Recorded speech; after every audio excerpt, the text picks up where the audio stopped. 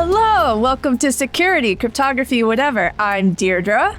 I'm David. Chicago is further away from New Zealand than you are from Guam. And who are you? Good to know. This is the longest, this is not the longest, most geographically diverse one we've done. Disappointing.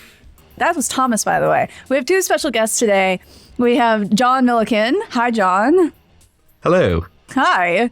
And we have Timothy Buck. Hi, Tim. Hi. Hi.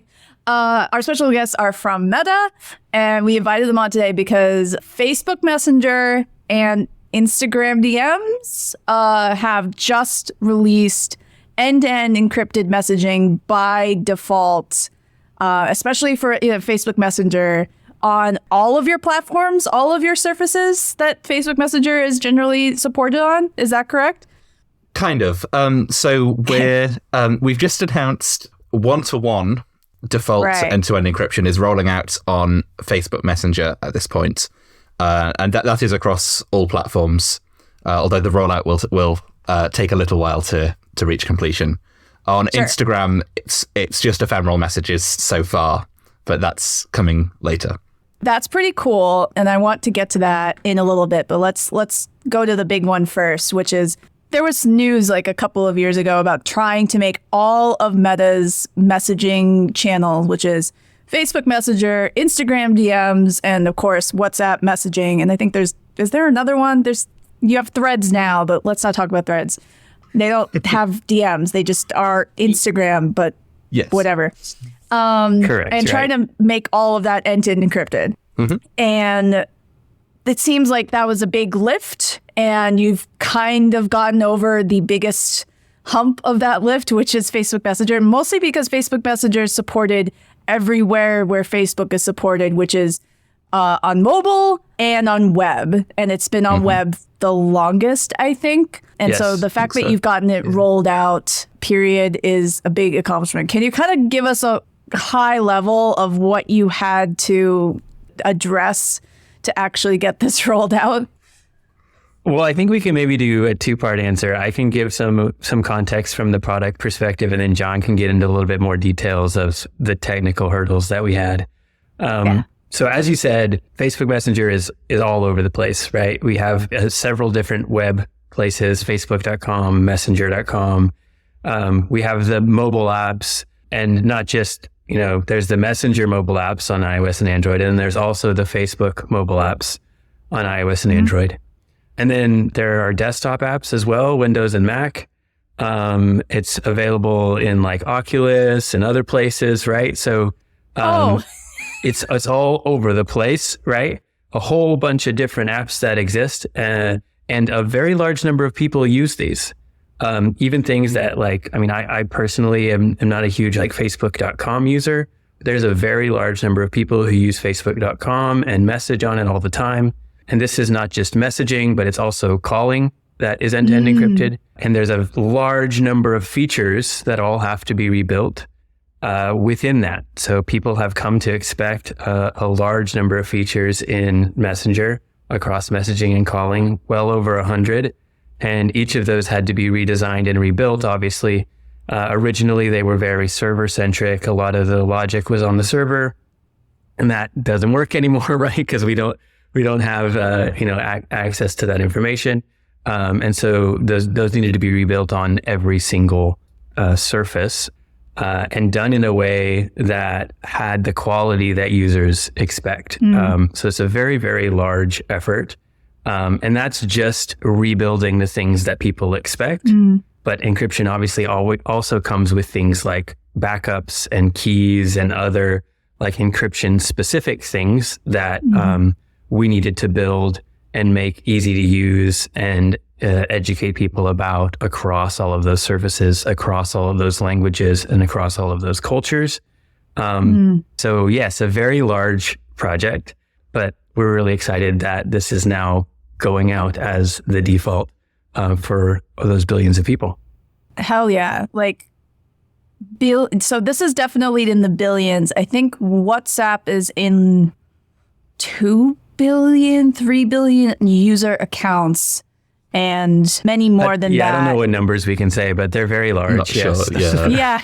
Yeah, billions. So Meta, Billions, Meta once again with either the biggest or second biggest end-to-end encryption rollout, all in one fell swoop, whichever it ranks with. Whenever, I'm pretty sure WhatsApp, when it turned on end-to-end encryption by default, was smaller than whatever the numbers are turning on now. That's very possible. Yeah. So that's huge. It's huge. It would also have been Thank you. less complicated, right? Oh, because yeah. it was mostly just mobile. Yeah.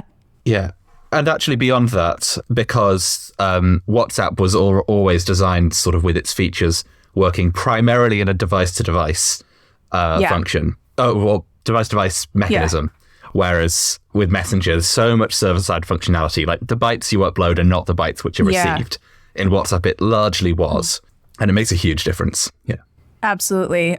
One thing that strikes me as something that you'll have to adapt, like this is using Signal protocol under the hood for device to device, or at least one-to-one handling. I know that there's descriptions of groups in your white paper, but the standard Signal protocol kind of assumes that your identity is bound to a device-bound identity key. Whereas Facebook Messenger definitely was not designed that way. You still log in with Facebook or just Facebook Messenger username and password or whatever, however you authenticate with accounts.facebook.com or whatever. And then once you've done that, you can do whatever you want. Can you talk a little bit about how you adapted for that sort of identity management system?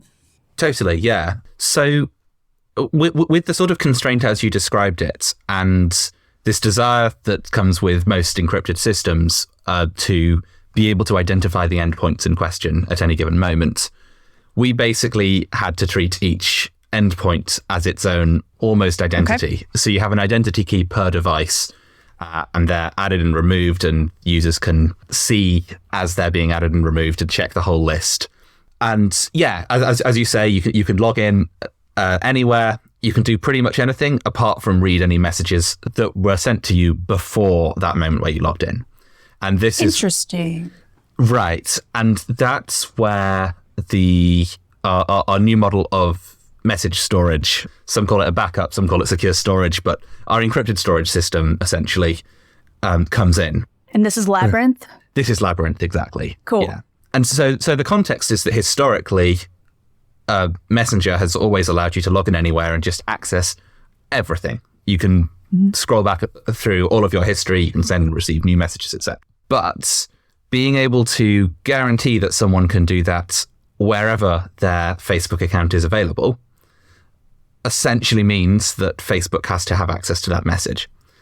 And that's obviously counter to the goal of Facebook not having access to your messages, which is sort of our approximate high-level statement around end-to-end encryption. I'm not quite sure the exact wording we generally use. Mm-hmm. So that essentially means we now need to store the messages for the user in an encrypted manner if they are to access them on another device, or store them off of our own properties. And I'll address that part in a sec.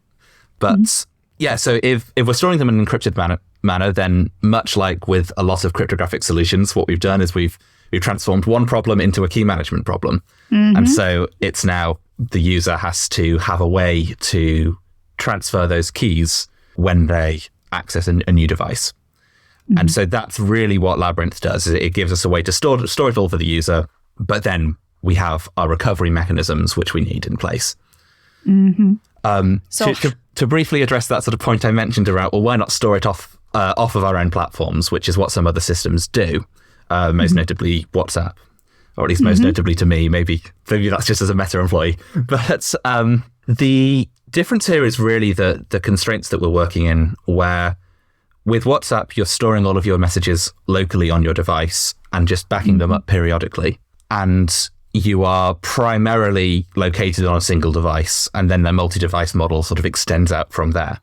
With us, we don't have a history of requiring users to store a large amount of data on their messaging clients. This is, I guess, particularly notable in the case of web ones, where it may not even be possible. But even on mobile devices, if we suddenly ask someone to store an additional few gigabytes, that's not always going to go down well. So that was really where this came from. And this is why we don't really call it a backup. We call it a secure storage system, because the idea is that you only need to keep a very limited amount of data on the device and you can page it in as and when it's necessary. So this is interesting because when I think of, I'm logging in on a new device, or I say I have an identity system. I'm like, I have a new phone. I'm going to log in to Facebook with my new phone, and I want to get, I don't know, whatever the most recent cache of encrypted, unreadable by Facebook servers, Facebook Messenger messages that are addressed to me or addressed to my account ID, not necessarily my device ID. But I could see a system that basically lets me get the last day of, kind of cached in the pipeline messages to be delivered. And then I get the last day's worth of messages, up to a certain number or a certain size, blah, blah, blah, blah. And I have enough context to just sort of get up to speed on my new device. And then new messages that are addressed to my ID, including my newly enrolled device to my ID, will also be sent to my device. I can understand that at Facebook scale, this might not work because even if you cached us like a max cap of encrypted messages for every device and for every user ID, that's literally billions and billions and billions and billions of just blobs sitting there waiting to be downloaded, and it just doesn't work. Can you tell us a little bit more about how Labyrinth works and how that both helps with main message history across devices and also helps do it at Facebook Messenger scale? I'm gonna butt in before you do that, right? Because I want to make sure I've got I want to make sure I follow where we're at, right? Yeah. So I get roughly what Labyrinth is going to do, is aiming to do here.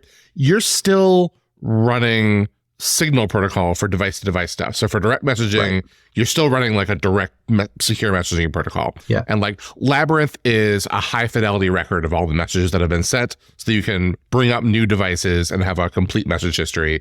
And you're doing that because it's the UX expectation for everybody that uses Facebook Messenger, and I am one of those people. So I guess I have two questions, right? So first of all, did you guys? This is the simpler question. Are you going to Labyrinth all the previous messages that were sent? That is an interesting question. I don't think we have a clear plan on that one yet, but it would be a lot of work to do. Yeah. Okay. A broader question I have for you, right, is you have a high fidelity, quick to look up, sort of kind of forward ratcheting message store. Why have the Signal protocol part? Yeah, that's a really good question, actually. And this is perhaps partly due to precedent and partly due to the complexity of just getting it right. So, the precedent is we were already using the Signal protocol in Messenger, in secret conversations, albeit at a small scale, and in WhatsApp, obviously at very large scale.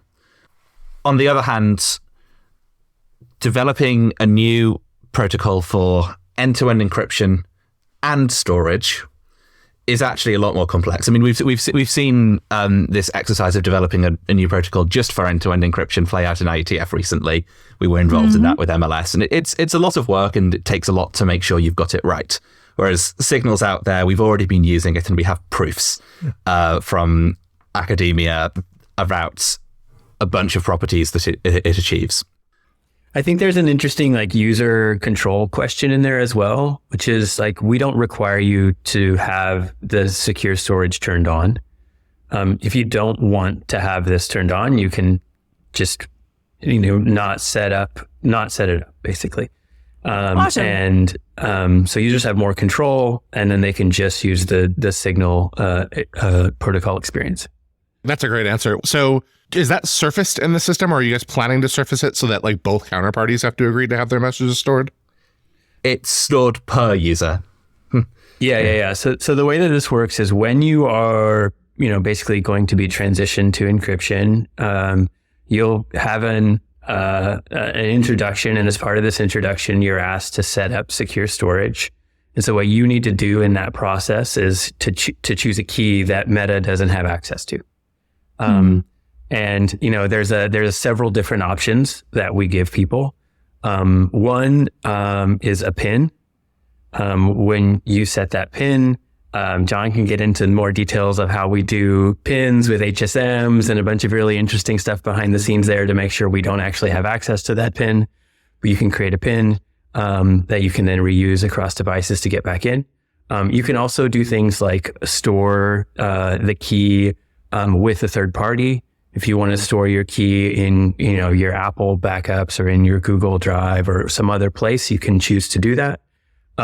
Or if you are really hardcore about it, you can just literally have a 40-digit code and you like write it down somewhere or like memorize it.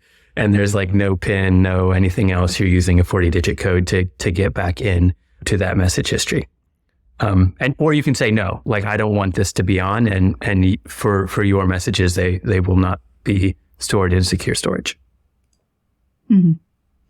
So that's you're already describing what's probably the most cryptographically kind of complex user experience of any major thing that users use. It's not just the largest deployment. You're also doing more with kind of the cryptographic user experience than I've ever heard of before. Mm-hmm.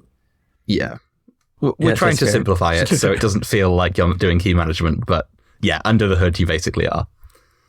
I mean, we're happy about it, right? That's not a criticism. You should go further in the other direction. Yeah, bring back PGP, right? Related to new complicated cryptography, part of Labyrinth involves a new kind of primitive under the hood, oblivious revocable functions, which was very cool because I think I saw the ePrint just float across my radar a couple of weeks ago, and I was like, oh, what are they doing with that? I'm not really sure.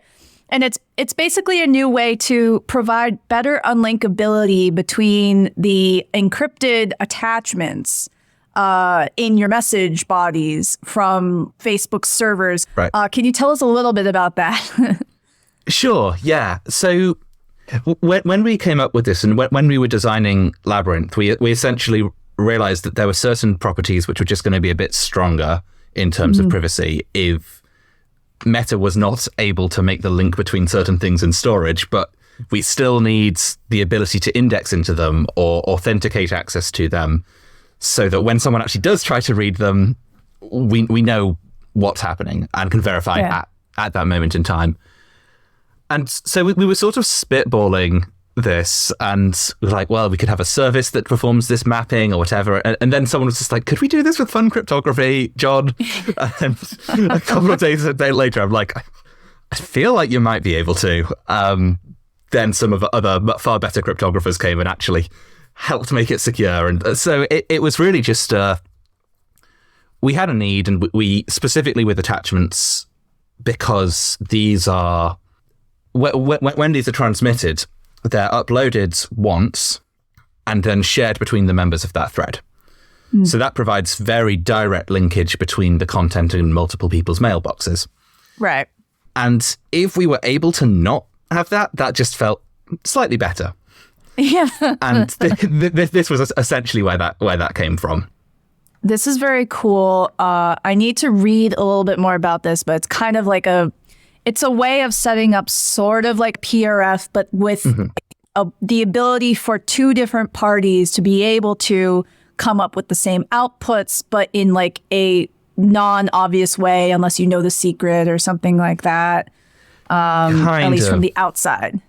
Yeah. I mean, at its heart, what you have is let's see, the input goes into a PRF. It's then used in an exponentiation, elliptic curve exponentiation, and then goes through a PRF again. And that exponent is consistent between all pairs running an ORF, but each party and each pair can split up that exponent in different ways, essentially. So it's like there's some weird Diffie-Hellman going on in the middle, and taking advantage of the properties of the math here that allow us to just tweak it each time. Cute. I saw a note somewhere deep in Labyrinth that was the client or oblivious revocable functions are currently accessible to the server. They're only used today for strong attachment unlinkability, and so on and so on. Any plans of splitting these up somehow? Is there sort of like a migration path forward to get even betterer properties there? Yeah, great questions. So essentially, the history of this, and I gave a talk on Labyrinth actually at a workshop in crypto in August last year, and that was a much more ambitious version actually, which was using the ORF in a bunch more places for greater unlinkability. And what we realized was that this thing was so difficult to debug, and we didn't yet know the properties of the system, that if we were going to try and go down that path, we would really struggle to build a good experience that would actually be appropriate to replace the existing one. Okay. So there was a moment where we said, right, I think we're going to have to basically break the secrecy of this ORF at the moment, check that all of our use cases that we're using it for are okay, just for that particular primitive, and we weren't using it for protecting any content or anything, and then make a plan to hopefully reintroduce it in certain places in future. So particularly for attachments, we are hoping to bring back that secrecy, but that's going to involve a complex migration. Some client is going to have to generate a new set of secrets, distribute it across all the other clients in Labyrinth, and then somehow make that sufficiently reliable. I'm sure we'll get there. Cool. Can I take a stab at trying to understand like maybe one more iota of ORFs than I do right now? Sure. So like I read the preprint or whatever. I got to the point where I skimmed, and I got to the point where there was like a game and an adversary, and it's like, this is the part of the paper that I normally skip until I can find the actual construction, and I didn't find it, and I fell off the end of the paper. So my understanding of what you're going for here is like if you chose a simpler setting for this construction to be in, you could think of like, a file server, right? And you've got clients of the file server, they're uploading files. The server is just there to give the bytes back, right? Yeah. The clients push a file up and they want the file back. The server's got no business knowing what the file name is, right? So like the idea here is that when we're talking about linkability, we're talking about essentially the file name. And what we've got is a client and a server who are somehow agreeing on a label for a file that is cryptographically random, right? But there isn't a single static mapping between the file name and the label that we're using on the server, both because, and you can stop me when I become wrong here, but the two complicating things you have here are, number one, you've got multiple devices and they don't all share a key. This would be trivial if you just like, the file name is the HMAC of a client secret, right? But you can't do that here, right? And the other problem is you want to revoke or roll or ratchet that secret forward in some way. Yes. And the part that breaks my brain, like I can sort of work out, like I have a sort of intuition for how like Diffie-Hellman magic happens here of how we would do the former part where we just have a bunch of people agreeing on a secret label. The part that breaks my brain is you can somehow ratchet this forward and land at the same label. Yeah. Okay. This is a really good point. And I should have mentioned before, one of the literal 3 words in the name of this thing, revocable. I really only spoke to the oblivious function part. But yes, so the intuition here is that I guess P to the XY equals P to the XZ Y over Z. And that's all we do. So when we add a new client, what we have is the existing client, which knows X, and the server knows that Y corresponds to that client. This client computes a new Z, reports that to the server computes Y over Z, stores that. The client then transmits over to the new one, XZ, and then that new client does the same process again with, I shouldn't have started with X, Y, and Z. It generates a queue. So that new client then ends up with XZQ, and the server ends up with Y over ZQ. And at that point, the multiplier and divisor cancel each other out within the exponent. And so overall, they're all just computing P to the XY. Does that make sense? Sort of. Like in my head right now, I've got like a kind of similar vibe to like blinding, right? Like I think so, yeah. Yeah, okay. We'll edit this, and like before you started talking there, we'll just have a thing where like everyone get out your piece of paper and pencil and just start writing. Sounds great. Yeah, and I guess the other thing I should mention here is, because we're doing all of this math, what's the point? The idea is that at the moment, one of these devices is removed. And because the setting that Messenger works in here is very highly multi-device, we're adding devices all the time. You can remove a device and revoke one at any time. At that moment, assuming the server is instantaneously, I guess, honest but curious, the server will delete its Y corresponding to that client, whether that be Y or Y over Z or Y over ZQ or whatever we land on. And at that point, whatever secret the client stores is completely meaningless. And it can't be combined with any of the other ones, because if Q's disappeared from the entire universe, then it's not useful anymore.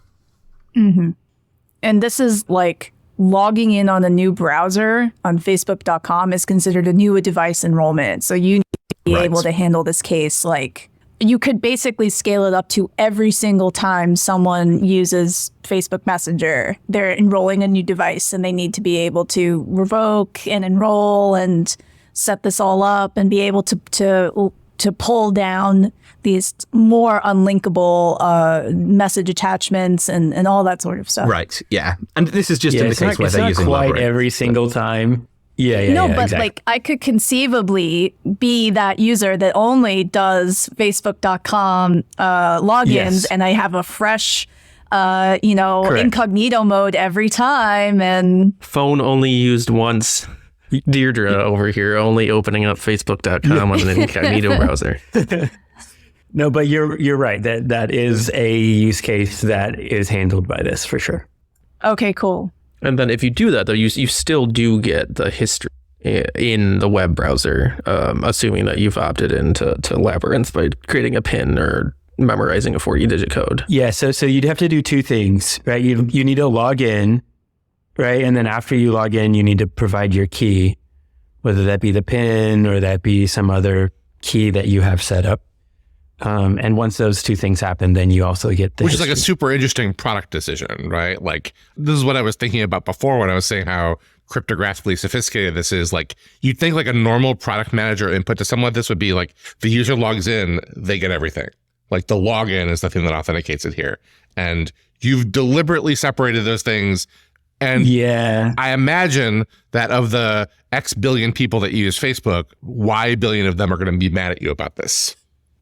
Hopefully Y will be smaller than 1 in that instance. There will likely be a subset. I'm sure there'll be a subset, yes. Yeah.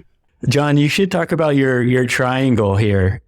Yeah, exactly. So you've got 3 desirable properties, and I keep on writing this down and then forgetting exactly what they all are. But it's essentially, one of them is you can log into the network wherever and use functionality. 2 is, use most of the functionality of the network. 2 is that wherever you can use all of the functionality of the network, you can also send and receive messages. And 3 is, if you are able to send and receive messages, you also always have your history available to you. And it's just one of these classic pick 2 situations once the network does not have the messages for you. And for us, it was... The decision we took was it was non-negotiable that you can continue logging into Facebook whenever you want to with your username and password, and that if you do so, messaging will function, at least for new messages.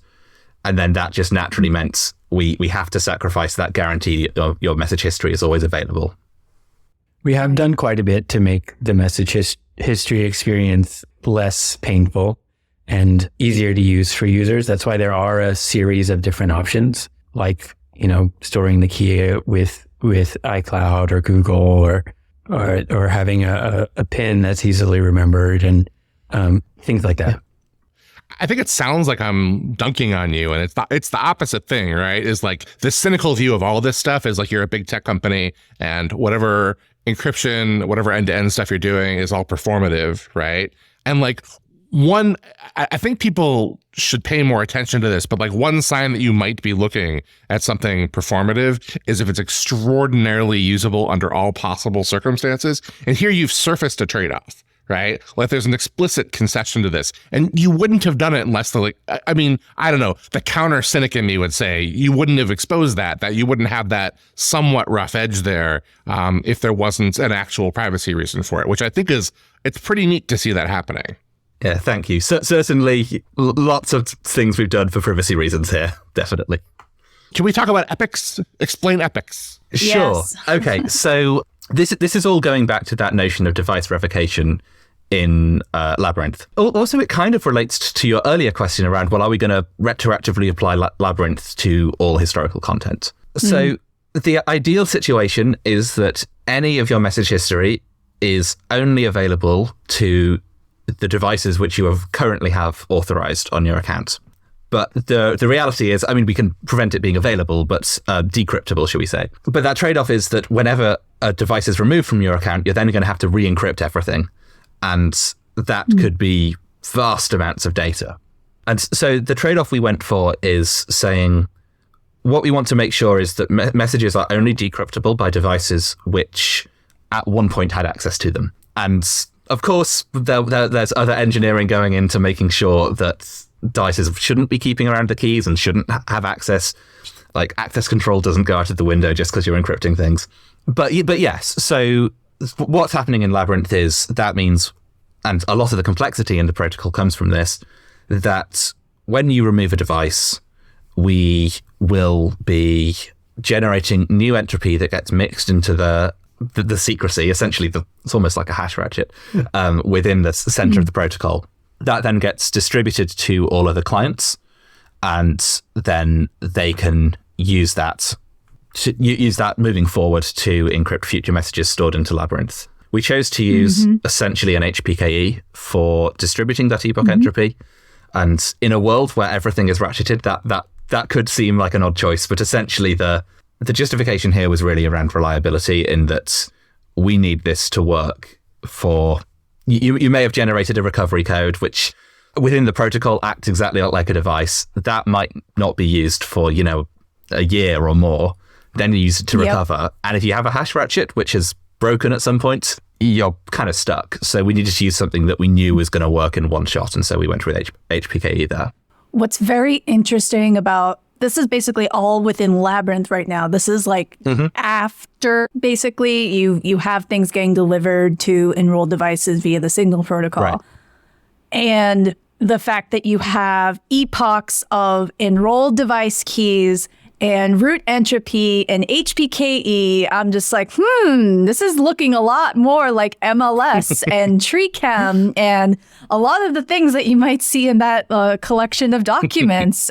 Is this sort of like a happy accident, or sort of, mutual pollination of ideas, or sort of, what do you think about that? I'd probably say mutual pollination of ideas here. I mean, I was closely involved in particularly the early stages of MLS. And so the notion of, hey, something's changed in the devices, we're in a new epoch, that terminology maps directly into Labyrinth. HPKE less so, that was more just, it was the right tool for the job, but there's a hell of a lot of cross-pollination within end-to-end encryption. Like explicitly, MLS is trying to be scalable for very large groups. And is very large in that you have many, many, many accounts. You may have many devices per account, but not the same way that MLS is trying to scale to tens of thousands of members in a single group and putting forward every add, every remove, every rekey, blah, blah, blah. Like that's how they do epochs and stuff like that. Right.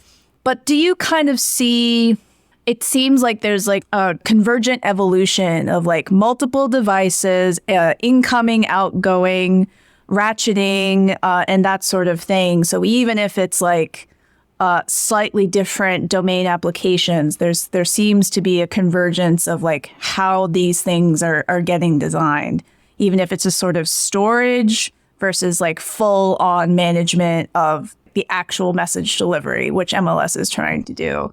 Yeah, I mean, I think a lot of the problems that they're solving are quite similar. And so I think some of it is honestly coincidental, but similar solutions were needed.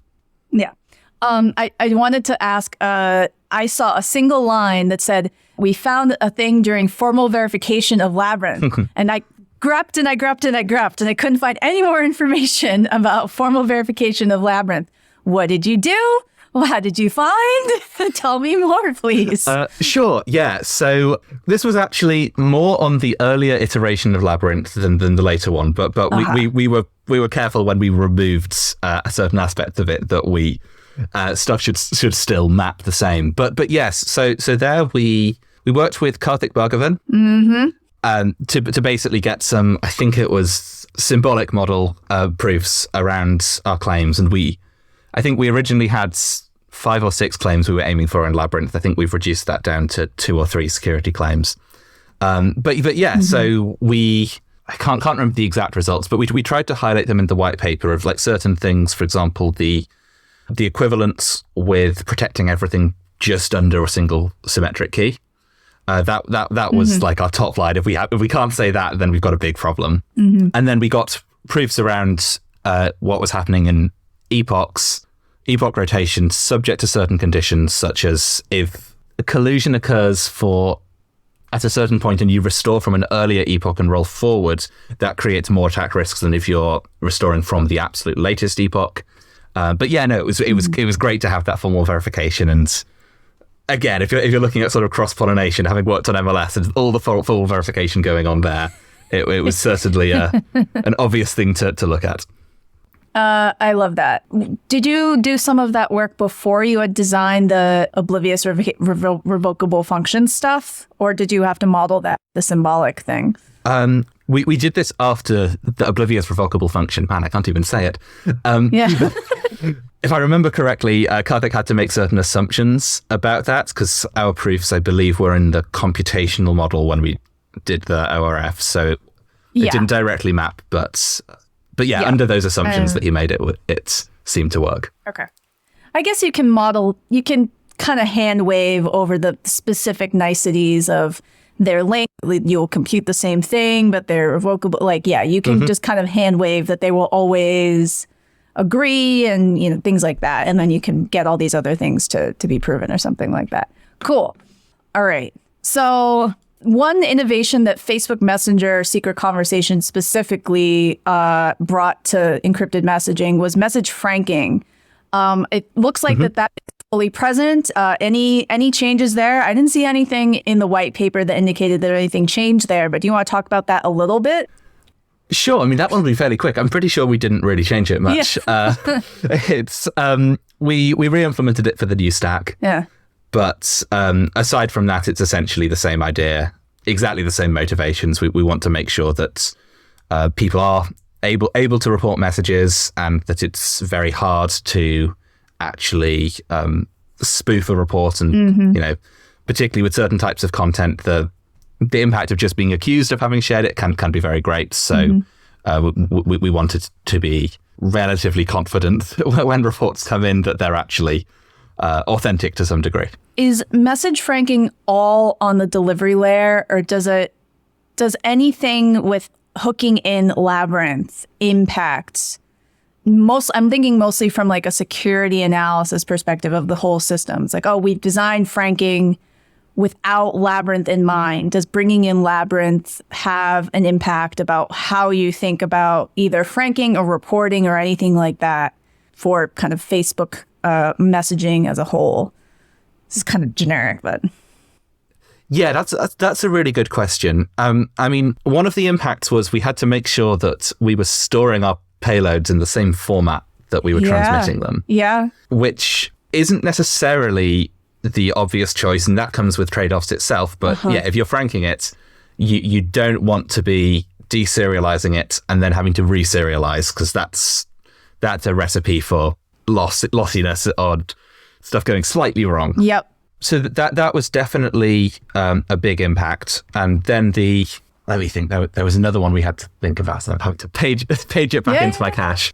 You know what? I've lost it. But there was another interesting one. No, but that's a really good point, because like things that were just sort of easy decisions to make, which is like you're going to MAC over the entire ciphertext as it was on the wire because that's all you had at the time. And now you're like, oh, wait, we can't change this now, because if you had something franked on the, as the signal ciphertext, and then, someone tried to like bring it up from Labyrinth and it was completely different. It was like decrypted, re-encrypted or re-encoded or, and then re-encrypted for Labyrinth. And then you're like, oh, wait, I want to show you something that only exists in Labyrinth now. And you're just sort of like you basically lose franking. If you didn't keep your, all of your records about how of the message you had franked in the delivery mechanism, you're sort of, it's kind of screwed. You're just sort of like big shrug emoji. So, I'm hoping that there weren't any decisions about, franking over the ciphertext that you regretted when you were deploying Labyrinth or designing Labyrinth. But, what's done is done. So there's an interesting point there, which is that this is actually a really good reason to frank the plain text rather than the ciphertext. Oh, okay. Yeah. So you have your franking key, which is, just random or pseudo-random, but is hidden from meta, which means that when you frank the plain text, you're not really revealing anything. You're just revealing 32 bytes of randomness or however long our franking tag is. But yeah, because we don't want to keep signal ciphertexts around, because actually signal ciphertexts are not useful to persist because the keys are constantly changing. Yeah. It would just add an entire new layer of complexity. Yeah. Good. And I also remembered the other point actually with bringing in Labyrinth into the system, which is now that we have online storage for some messages, if we're saying we need to report the last 30 messages or whatever it is, whatever that reporting window is. That's right. You want to make sure that the client already knows which messages it's reporting before it does that. And so that there's a bit of an interaction there with the cache, the local cache, to make sure that the server can't just send down a different set of messages from the ones you may have thought you were revealing at the point that it pages them in. And so we did have to think about that. But Very we good, figured it because out. I keep forgetting that franking is thinking about the context, not just of a single message. It's thinking about, messages and possibly after when you're actually making a report. I'm always like, you mac a message. And it's like, no, there's context is also very valid, because you can make a joke and in context it's fine, but in out of context it seems very bad or something like that. Right. And then you report it to Meta and, you get your account deactivated for a month or something like that. Exactly. Things that you forget about. Okay, one last thing before we pivot. Deploying end-to-end encrypted anything on the web is just a harder thing than end-to-end encrypted mobile apps or even desktop apps to a degree. And I know that you kind of did what WhatsApp has kind of done here, is leveraging the code verify. I think it's a browser extension to help It is, yeah. band check that the version of the web app software that's getting served to you to be one of the ends of your end-to-end encrypted messenger. So the web app version of Facebook Messenger that's now supporting end-to-end encryption is what you are expecting it to be. Can you talk a little bit about that, and especially how you got that working in like the big blue Facebook.com app? Sure, I can talk a little bit about it, but as I'm sure you can imagine, we had an entire web team looking at getting this working, who I'm sure could wax lyrical about this for days on end if we asked. But yeah, it's certainly this constraint of we need to sort of know in advance what codes either will or might run in the browser, so that you can attest to it and have it covered by the code verify extension. That was just very, very difficult, particularly in the context of Facebook.com. It was it was already hard for Messenger.com. But yeah, we had to essentially look at all of the frameworks that we're using, all of the essentially developer efficiency tooling that's been built, and some of it established for years. And while I think certain aspects of the site's architecture, I think have actually moved closer to what's useful for this in more recent years, there was a bit of that push and pull between where are we tweaking the architecture of the site and where are we just saying, you know what, the code verify extension is a lot more complicated than one naively may think. Like we have, it attests to manifests of JavaScript code which might run, and then it has multiple manifests because we don't want to be paging in megabytes at a time. Yep. And most people don't need that. So there's the most common manifest, which is quick to load, and the long tail manifest, which covers everything else. I have a lot of respect for the perseverance of that team who did that. They did amazing work on that. I can imagine. Very cool. From the web perspective, I know that like you've done a ton of work to make this workable, and having an identity management system that is like you can log in, and then treating all of these clients as new devices and like managing them partially with Labyrinth makes deploying to web like this plausible. Because if you just treated your web client as like, here's an identity key, I hope you don't lose it, that's your whole identity, like that doesn't quite work. So having all of this infrastructure in place and including code verify in it makes this possible. But the fact that it's possible means that other people can look to you and you can say that it's possible. Cool. All right. Exactly. Yeah.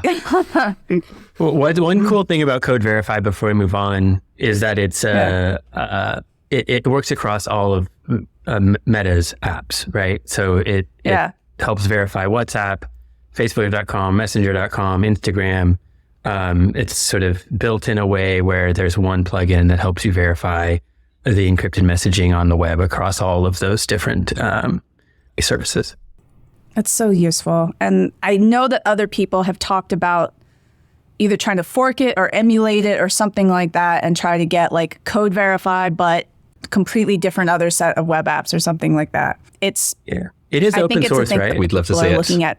It's open source, and okay, I thought so. Yeah, I mean, I think in a certain way, it would be great, sort of in the long run, to see something along these lines kind of being standardized and some sort of like web binary transparency, or etc. But we had to start somewhere.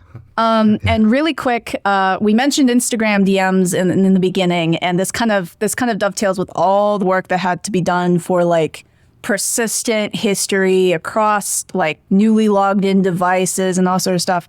Instagram DMs are having ephemeral one-on-one encrypted DMs in preview now. I completely understand why you just sort of like, cool, ephemeral, non-persistent history. They only live for a little bit at a time. Like easy mode. This is like the easy mode of deploying end-to-end encryption. Like, is that basically it for now? Yeah. So I guess the story there is, that's one step forward, right? The end goal here is to bring default end-to-end encryption, persistent storage, all that stuff to Instagram as well. But it's another very, very large system with its own complexities, its own set of features that have to be rebuilt, its own set of apps that have to be supported. And so, we're kind of taking one step at a time. And it does already have optional end-to-end encryption, similar to what we had on Messenger for many years. So if you want like persistent thread that's not disappearing, you can create that. Or like as you mentioned, the disappearing messages feature is sort of a way to get that into people's normal threads and allow us to like make sure a lot of the pieces of the puzzle work without having to plug in, the message history and the keys setup and pins and all of that stuff all at the same time. We will get there, but one step at a time. Yeah, that's awesome. All right, David. Yeah, so you mentioned, the triangle earlier, and then you had to introduce like this additional pin or backup system, and I'm curious what that like conversation was like with the rest of the organization. Like, how did all of this come about, and how receptive were the teams that are usually their entire goal is to reduce the number of clicks it takes to log in, receptive to being like, what if we added more clicks to log in? That's a fun I guess question. Yes. if you're willing to talk about it. To clarify a little bit, right? If you're on like, let's say, Facebook.com, the primary reason you're there is probably not messaging, right? Like messaging is one feature among many in which people are using Facebook. And so you can continue to access the vast majority of like public Facebook without this additional step, right? Mm-hmm. You can use Facebook groups and all that stuff, just logging in. And then you can also do messaging, right? Again, without having to re-verify anything, add an additional pin or anything. You can send new messages. And so that sometimes that's all you need, right? You log in on a web browser on, I don't know, let's say the computer at a library or a friend's computer or whatever it may be. You don't need the message history in that case. You have full access to Facebook. You have full access to messaging the person you need to message. But if you do want that additional, message history, then there is we're continuing to reduce the friction for you to make that easy for you to get back access there. It was obviously a difficult conversation for a lot of different people with competing goals, but it is helpful when the founder of the company has publicly stated that this is going to happen. Yes. As a forcing function. My follow-up was going to be for those conversations, and what's the highest ranked person that like? Mark wants encryption, right? And so that really comes down to it is like we all do, right? Like we want to improve the privacy of your messaging and your calling. We haven't really talked about calling, but we also have encrypted calling for all of this as well. And when there's sort of been that like top level buy-in, we've got to figure out how to make this major technical hurdle happen so that we can improve the privacy of billions of people. There are a lot of trade-off conversations and difficult conversations, but at the end of the day, we want to be able to make this privacy claim and legitimately improve people's privacy in this dramatic way. And so at some points, there are like lines in the sand where you say, either we're doing this or we're not, right? Yeah. Like if we're doing it, then this is what we're doing. And if not, then why is this whole project, right? And so are you coming back to that conversation and having very, very senior people who were very committed to making this happen was critical, right? Like it's crucial in a company of the size of Meta. It definitely helps when the tippy top of your very large org has said on the record, hey, we're going to do it. And you could just be like, see previous statement. You're going to help achieve the number of decks Mark's goal. That started with Mark said. So many. Sweet baby rays. Oh my gosh. I feel like I want to go like earworm Mark Zuckerberg now and be like, okay, now we're going to do post-quantum and I think something like that has happened. Like there's been like one monumental aligning security statement at some point at every single one of the major techs. Like it happened at Microsoft after the Summer of Worms. It happened at Google after they got owned up by the whatever thing. It happened with Mark with a particularly potent hit of barbecue sauce. I don't know when Apple did it, but it happened. Right? It's just interesting that that works. Right. It's not me. I was too young for some of those. To pivot back, poor John, I say post-quantum and he's just like looks exhausted.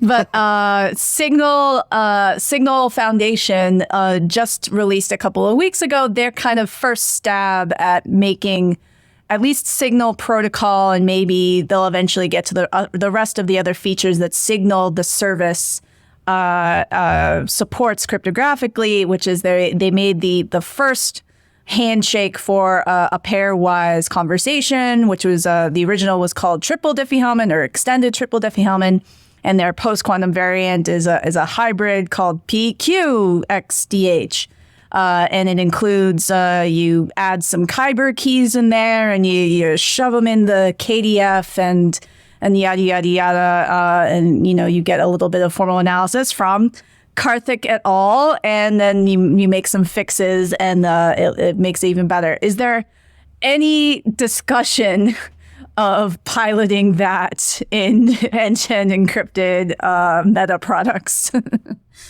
So yes, obviously we saw that, have been looking at it with interest. Interestingly, I think in our case, something like Labyrinth is actually a much more natural starting point in terms of the post-quantum threat. Yeah.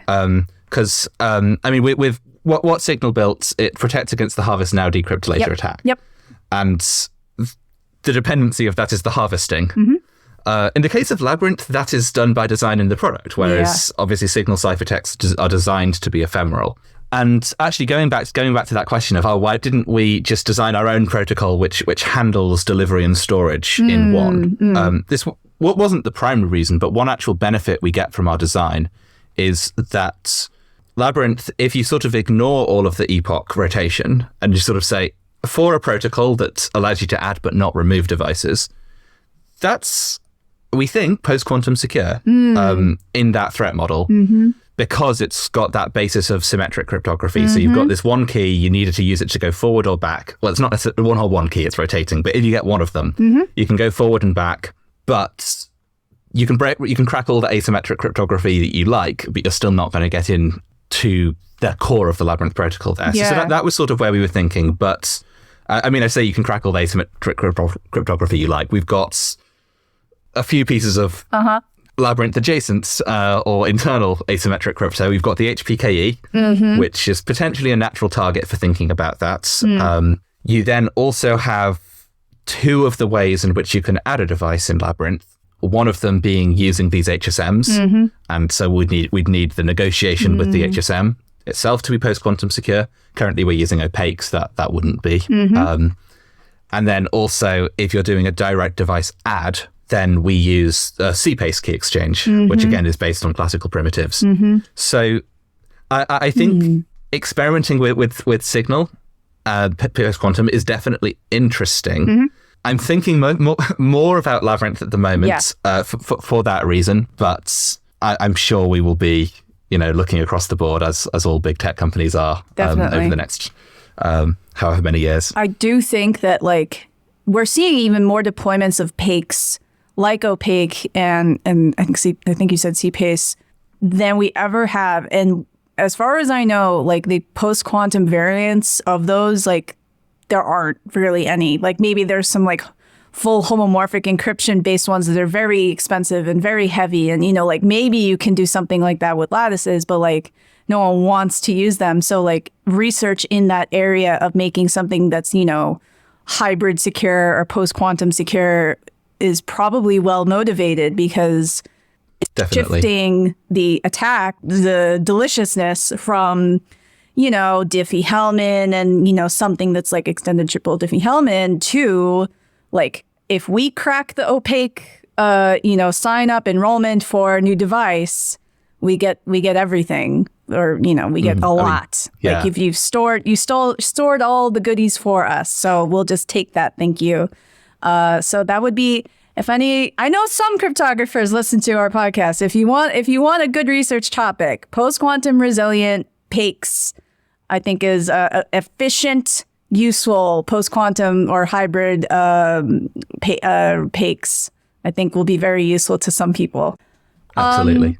John, Tim, thank you so much. We'll be linking both of your white papers. And there's just a lot of cool stuff in here. There's the Labyrinth stuff. There's the ORF primitive, which is really cool, new stuff. And all the other little details of getting this deployed. Thank you so much for talking with us. Thank you very much. It's been really great joining you. Yeah, thanks for having us. Security Cryptography Whatever is a side project from Deirdre Connolly, Thomas Tatchak, and David Adrian. Our editor is Nettie Smith. You can find the podcast on Blue Sky and Twitter at SCWPod, and the host on Blue Sky and Twitter at Durham Custom, at TQBF, and at David Adrian. You can buy merchandise at merch.securitycryptographywhatever.com. Thank you for listening.